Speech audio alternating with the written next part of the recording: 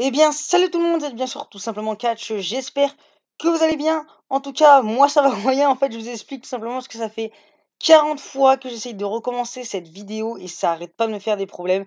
Donc excusez-moi si je vais très rapide parce que là j'en peux vraiment plus de faire de redire à chaque fois les mêmes choses. Donc je vais aller plutôt vite dans cette vidéo pronostic. Donc on se retrouve pour la vidéo pronostic de WrestleMania 34 qui se tiendra donc ce dimanche, donc dans la nuit. Donc le pré-show commence à 23 h sur YouTube et sur le network. Et le show principal commence à 1 h du matin sur AB1 et sur le network. Donc voilà, donc commençons sans plus attendre, je vais parler très rapidement du kick-off. Donc le premier match c'est la Battle Royale féminine, donc qui devait s'appeler Fabulous Moolah, mais qui s'appelle pas comme ça du coup, parce que voilà, il y a eu des scandales. Bref, donc c'est la Battle Royale féminine, la première de l'histoire pour WrestleMania. Donc écoutez, je pense pas qu'on va avoir un match de fou, j'attends pas grand chose de ce match. Parce que voilà, ça reste une Battle Royale. En général, dans une Battle Royale, on n'a jamais rien de fou. Pour moi, les trois personnes qui reviennent, enfin les trois femmes que je vois le plus remporter, c'est Becky Lynch, Bayley et Sasha Banks. Pour moi, ça sera Sasha Banks qui va remporter le match. Tout simplement parce que voilà, Sasha Banks, je trouve qu'en ce moment, elle est devenue très intéressante. Je la vois bientôt tourner heel. Et donc voilà, je pense que ça serait un bon début pour elle, tout simplement de remporter cette Battle Royale. Ensuite, c'est la Battle Royale masculine. Donc là, c'est encore plus du balèque parce que bah voilà, en général, les Battle Royale en l'honneur d'André le Géant, bah celui qui l'emporte, et ben il a pas grand chose après quoi. On se rappelle de Mojo Rawley l'année dernière. Pour vous dire, je sais même plus qui c'est qui a comme participant intéressant. Moi, le seul truc que je retiens, c'est le petit speech que nous a fait The Revival qui nous disait qu'ils allaient remporter la Battle Royale. Je les vois très bien remporter les deux en fait. Ça se trouve, je dis une connerie, hein, c'est un peu fantasy ce que je dis. Mais je vois bien The Revival remporter les titres pour qu'ensuite ils aient un push parce que pour moi, ça reste une très bonne équipe et ils méritent un push rapidement à la WWE pour les titres par équipe de Raw. Ensuite, le dernier match du kick-off, c'est le match que j'attends le plus du kick-off. Et il y a de quoi l'attendre. C'est Mustafa Ali contre Cédric Alexander pour les titres vacants des Cruiserweight, qui est vacant depuis que Enzo Amore s'est fait virer. Et puis tant mieux d'ailleurs, parce que j'en avais marre de ce type. Bref, au niveau du pronostic, écoutez, je pronostique une victoire de Cédric Alexander parce que c'est une superstar que j'apprécie beaucoup. Et aussi, c'est pas pour ça que je le pronostique, mais bref, j'aime beaucoup Cédric Alexander. Mustafa Ali aussi, ça reste un très bon lutteur. Mais Cédric Alexander, je trouve, est plus charismatique et a plus l'envergure d'un champion que Mustafa Ali. Voilà, on va pouvoir rentrer maintenant dans la carte principale de ce pay-per-view, donc de WrestleMania, quand même le plus grand show de l'année. Il faut le rappeler, ça sera Shane McMahon et Daniel Bryan contre Sami Zayn et Kevin Owens. Voilà. Donc, que dire de ce match? Je vais essayer d'aller rapidement parce que je vous dire, j'arrêtais pas de développer dans toutes les tentatives présentes que j'ai fait et à chaque fois ça plantait. Donc, alors, Shane McMahon et Daniel Bryan, je pense qu'ils vont gagner. Pourquoi? Parce que tout simplement, voilà, c'est le retour de Daniel Bryan dans un ring, donc je le vois pas perdre. Faut quand même noter aussi que si Zayn et Owens perdent, ils sont virés de SmackDown. Donc voilà, je pense que Shane et Daniel Bryan vont gagner et Owens et Zayn vont dégager du côté de SmackDown. Voilà. Pas du côté de SmackDown, du côté de Raw, pardon, parce que du coup ils se feront virer de SmackDown. Au niveau du in-ring, voilà, on a 4 catcheurs qui savent très bien se débrouiller dans un ring. Sami Zayn, c'est du très bon. Kevin Owens aussi. Shane McMahon, pas forcément ouf, mais en général, il nous sort toujours un spot qui sauve le match. Enfin, qui sauve sa performance, quoi. Et Daniel Bryan, voilà, qui fait son retour et puis qu'on sait, on connaît son niveau qui est très bon. Voilà. J'enchaîne maintenant avec le prochain match. C'est Ronda Rousey qui va faire ses débuts aux côtés de Kurt Angle face à la méchante Stephanie McMahon et l'horrible Triple H. Voilà. Non, sérieusement. Qu'est-ce que j'attends de ce match? Eh ben écoutez, ça peut être très bon comme ça peut être très mauvais. En fait, ça dépendra, je pense, clairement des performances de Ronda Rousey et de Stephanie McMahon. Parce que voilà, Stephanie McMahon, je sais pas trop ce qu'elle vaut dans un ring. Je l'ai très peu vu dans un ring. Et Ronda Rousey, c'est ses débuts, on l'a jamais vu dans un ring. Donc à voir ce que ça va donner. Après, Kurt Angle, Triple H, voilà, ça reste des lutteurs qui sont expérimentés, qui savent faire le taf dans un ring. Donc voilà, à voir ce que ça va donner. Pour moi, la rivalité, je l'ai trouvée assez bonne. Voilà, elle n'a pas été mal construite pour ma part.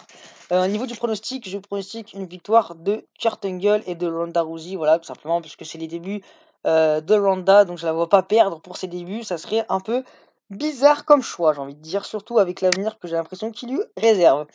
On enchaîne maintenant avec le match que j'attends le moins de ce WrestleMania. C'est Alexa Bliss, la championne de Raw, qui remet en jeu sa ceinture face à Nia Jax. Point positif pour ce match, c'est que j'ai trouvé la rivalité très bien construite. Voilà, elle a été vraiment sympa, la rivalité entre les deux femmes. Après, au niveau du point de vue in-ring, qu'est-ce que le match va donner? C'est là, pour moi, c'est le point noir en fait du match. Parce que voilà, Alexa Bliss, c'est pas non plus très bon dans un ring, comme pour Nia Jax. Donc voilà, j'ai envie de dire, écoutez, à voir, ça se trouve le match sera bon. Au niveau du pronostic, je vois une victoire de Nia Jax, parce que voilà, je pense que c'est mérité. Ça fait pas mal de temps qu'elle est arrivée dans le main roster et ça reste quand même une bonne lutteuse qui mérite de remporter le titre féminin de Raw et ça fera une bonne occasion de tourner la page un petit peu avec Alexa Bliss qui n'a pas été une mauvaise championne et qui n'a pas non plus été une excellente championne. Passons maintenant au prochain match qui est Charlotte Flair qui va remettre en jeu sa ceinture de championne féminine de SmackDown face à la première vainqueur du Royal Rumble féminin de l'histoire, Asuka, mesdames et messieurs. Donc, titre contre streak. Voilà, rivalité par contre, je trouve très nul à chier, voilà, pour être un petit peu vulgaire, parce que la rivalité était très mauvaise.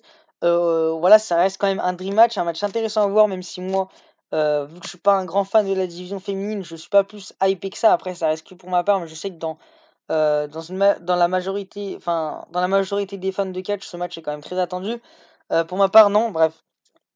Ça, c'est autre chose, mais la rivalité, j'ai trouvé très décevante parce que voilà, pour un dream match, on n'a pas eu grand chose. Ça se résumait à Asuka qui luttait du côté de Raw et Charlotte du côté de SmackDown.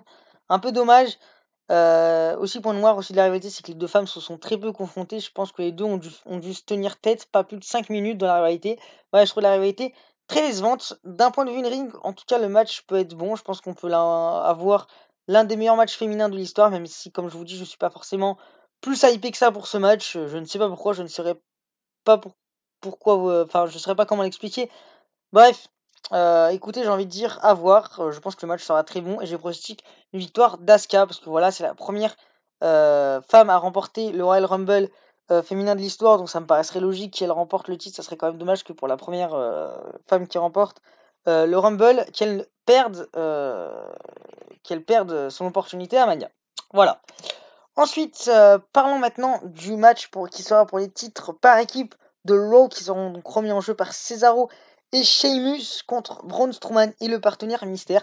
Donc alors pour tout vous dire, le partenaire mystère, je n'ai aucune idée tout simplement de qui ça pourra être. Je n'ai regardé aucune news concernant ça, dès que j'ai envoyé une, je l'esquivais parce que je veux vraiment pas être spoilé.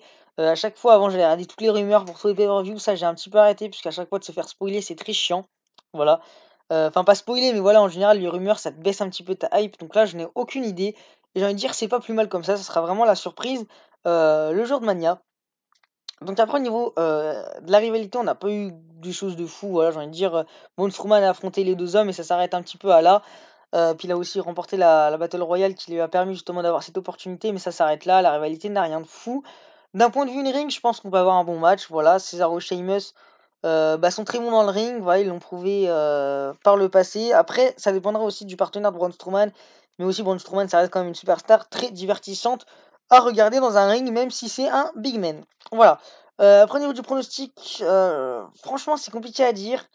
Mais je vois quand même bien Braun Strowman et son partenaire Mystère l'emporter. Voilà, tout simplement, parce que Cesaro Sheamus, ça fait quand même pas mal de temps maintenant, si je dis pas de bêtises, qu'ils sont champions. Donc voilà, que ça soit de nouveaux champions, je pense pas que ça fasse de mal. Donc voilà. Écoutez, voilà, c'est tout ce que j'avais à dire sur ce match. Je vois Braun Strowman et son partenaire Mystère l'emporter.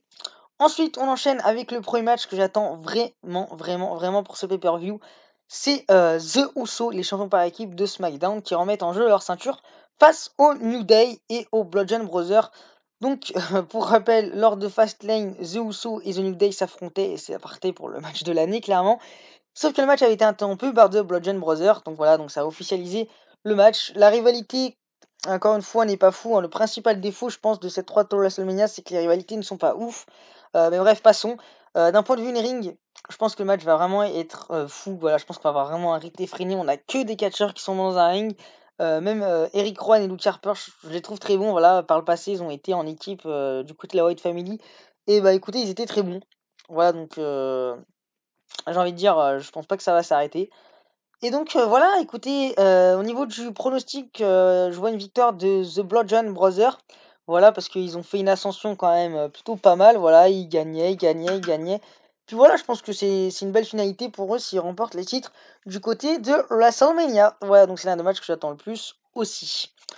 On enchaîne maintenant avec les titres mineurs, avec le Fatal 4-Way pour le titre des États-Unis de Randy Orton qui remet en jeu sa ceinture face à Bobby Roode, The Glorious, Jinder Mahal, et Rousseff. Donc est-ce que ça sera le jour de Rousseff à WrestleMania? On le verra bien. En tout cas, écoutez la rivalité encore une fois, voilà, je me répète, parce que j'aime bien parler des rivalités quand même, mais la rivalité n'a pas été folle, on n'a rien eu de dingue. Ouais, non, voilà, on n'a rien eu de dingue. Ça a commencé à la base, on devait avoir qu'un triple menace, mais au final, Rousseff a été rajouté. Entre temps, écoutez, ma foi, moi ça me déplaît pas de voir Rousseff en plus, parce que voilà, en plus il a une bonne pop en ce moment avec le public, donc écoutez, je pense pas que ce soit une mauvaise chose de lui donner une opportunité, hein, du côté de WrestleMania, une opportunité de briller, surtout que si les 75 000 personnes chantent tous en chœur Rusev Day, Rusev Day, ça peut quand même être assez sympa. Au niveau du in-ring, non, j'en ai pas encore parlé, je crois, mais ça veut vraiment donner un bon match. Voilà, c'est quand même des superstars qui savent se débrouiller dans le ring. À part pour Jinder Mahal, voilà, le mec nous a encore jamais lâché vraiment de bons matchs. Mais sinon, les autres, voilà, ça reste comme des superstars qui nous ont déjà lâché au moins des matchs bons. Voilà. Après, Rousseff, j'en ai pas en tête de matchs bons de Rousseff. Bobby Roode, il nous a lâché quand même des matchs solides du côté de NXT. Puis Randy Orton, voilà, dans toute sa carrière, des très bons matchs, il en a sorti un paquet. Donc voilà. Au niveau du pronostic, je vais pronostiquer une victoire de Rusev en fait, voilà, parce que en fait, je pense que Randy Orton a remporté le titre parce que voilà, c'était pour avoir le titre pour se dire qu'il avait remporté tous les titres. Mais après, vu comme Rusev est over avec la foule, je le vois bien remporter le titre. Et si c'est pas Rusev, je vois bien Bobby Roode récupérer sa ceinture parce que voilà, il est arrivé il y a pas longtemps, donc je vois bien conserver sa ceinture, enfin remporter sa ceinture. Donc voilà, mais j'ai quand même pronostiqué une victoire de Rusev Day. Bref, passons. Ensuite, avec encore une fois un match, là aussi avec mon degré de hype qui est quand même très très élevé. Ça sera le champion intercontinental The Miz qui remet sa ceinture face à Finn Balor et Seth Rollins. Pour ceux qui le savent pas, les trois s'étaient déjà affrontés lors d'un Raw lors de janvier dernier, donc en 2017. Ouais, c'était un Raw, un weekly de janvier 2007 et le match avait été monstrueux. Clairement, les trois, il fait un 5 star en weekly, il fallait quand même le faire. Donc voilà, je vais pas y aller par quatre chemins. Le match, je pense, va être très bon. Au niveau du pronostic, là aussi, je pense que c'est plutôt simple à pronostiquer. Après, peut-être ça se trouve, je me gourre, hein. Mais je vois très bien une victoire de Finn Balor. Tout simplement pourquoi? Parce que voilà, le Miz, champion intercontinental depuis pas mal de temps maintenant. Enfin, ça fait 3 mois, c'est pas si long que ça, vous allez me dire. Mais voilà, je pense qu'il a fait son bout de chemin avec le titre. Seth Rollins, euh, voilà, je pense pas qu'il a besoin d'un titre intercontinental. Je pense qu'après il se dirigera vers d'autres plans. Mais je vois vraiment Finn Balor revenir en force en fait avec le titre intercontinental, puisque depuis son retour après sa blessure, on l'avait pas vu beaucoup. On l'avait pas beaucoup vu, pardon, c'est plus français quand même. Écoutez, voilà, donc je vois bien Finn Balor l'emporter et donc devenir le nouveau champion intercontinental. Et moi, ça me fait grave plaisir parce que voilà, Finn Balor, c'est une superstar que j'apprécie fortement. Voilà, maintenant on va parler des titres majeurs avec ce premier match qui opposera donc Roman Reigns à Brock Lesnar pour le titre universel. Voilà, donc pour parler de la rivalité rapidement, écoutez, la rivalité est plutôt bonne. J'aurais dit que c'était une rivalité très bonne si genre ça aurait été une rivalité pour un pay-per-view mineur entre guillemets, genre par exemple pour je sais pas un Great Balls of Fire ou un Extreme Rules, la rivalité reste quand même bonne. Pour un Mania, pour un titre majeur, on peut en attendre plus quand même, mais ça reste quand même du bon. Au niveau du in-ring, en fait, moi ce qui m'a hype le plus dans ce match, voilà, c'est que le match à mon avis, je pense, va être sympa à regarder. Ça va être un finishing match, un match vraiment de gros bourrin, quoi. Ça va être sympa à regarder. Et le seul truc, c'est au niveau du pronostic, voilà, c'est archi prévisible là. Voilà, je vois pas Brock Lesnar conserver, il est en fin de contrat avec la WWE. Roman Reigns, même s'il y en a beaucoup qui l'aiment pas, mérite clairement le titre, enfin beaucoup plus que Brock Lesnar, du moins. Donc voilà, j'ai pronostiqué une victoire de Roman Reigns. Je vais pas m'attarder plus sur ce match parce que voilà, je pense qu'il n'y a pas grand chose d'autre à dire sur celui-ci. Maintenant, on va parler du match qui me hype le plus, sans doute pour ce show. Il n'y a même pas sans doute, clairement c'est le match que j'attends le plus. Je pense clairement qu'il sera pas en main event, donc le dernier match du show, puisque voilà, il y a une histoire de pognon dans l'histoire. Donc ça sera pas le main event, mais il aura clairement la carrure.